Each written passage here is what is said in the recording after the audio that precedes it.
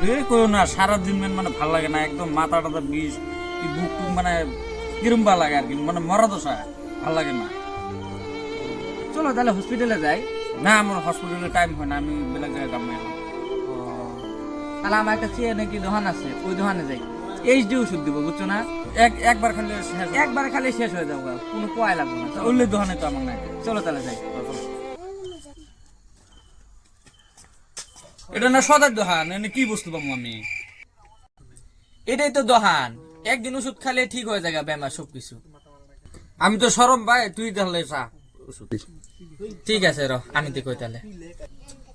দোকানদার ভাই, এত 2 দিন ধরে মাথার বিষ ভাল লাগে না তো, আমাকে জন্য ওষুধ দিয়েছিল, ওই ওষুধটা এক দাও তো।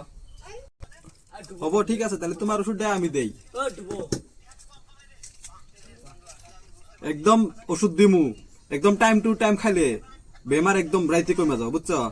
এটা ভাত খাওয়ার আগে এটা খিলেবা,